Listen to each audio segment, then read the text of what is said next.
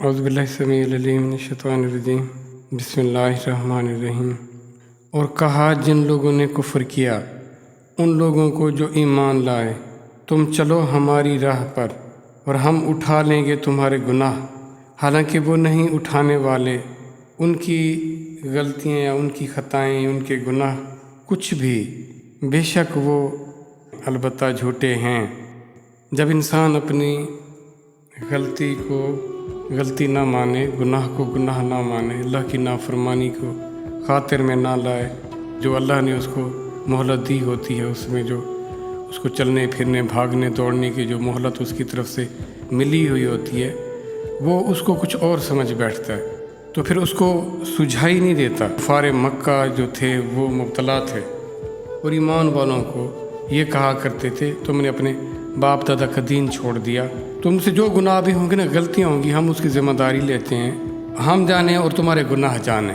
جھوٹ بولتے ہیں، جس کو اپنا ہوش نہیں ہے، جو خود لاچار اور مجبور ہوگا، وہ کسی کے گناہ، کسی کی خطائیں جو غلطیاں اس سے ہوئیں، ان کا بوجھ کیسے اٹھائے گا؟ جس کو اپنے جان کی پڑی ہوگی وہ کسی کی کیسے خبر لے سکتا ہے؟ تو یہ جھوٹ بولتے ہیں۔ آج جس زوم میں یا جس غفلت میں ہم سب مبتلا ہیں، وہ کیا ہے؟ وہ بھی کوئی نہ کوئی ایسا سہارا ہے جو ہم لیے بیٹھے، کسی نہ کسی چیز میں ہم بھی مبتلا ہیں، یا کوئی ہم نے کوئی ایسا عمل بھی کر رکھا ہے جس کی بنیاد پر ہم بخش دیے جائیں گے، ہماری خطائیں بھی معاف کر دی جائیں گی۔ اللہ کی نافرمانی پہ نافرمانی کیے چلے جانا، یعنی خود کو اور بوجھل اور گندا کرتے چلے جانا، یہ کون سی عقل مندی ہے؟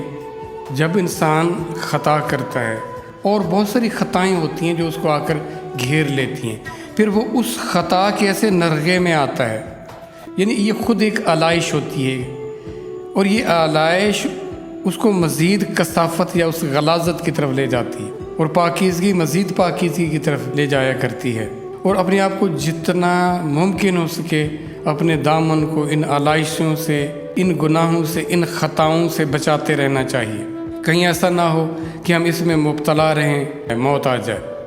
اور اللہ یہ فرماتے ہیں کہ تم اس حال میں جیو کہ جب تمہیں موت آئے تو فرما برداری کی حالت میں آئے، تم اس پاکیزگی اور سرشاری کی حالت میں تمہیں موت آنی چاہیے۔ یہ خطائیں اصل میں اللہ سے دوری کی وجہ سے ہوتی ہیں۔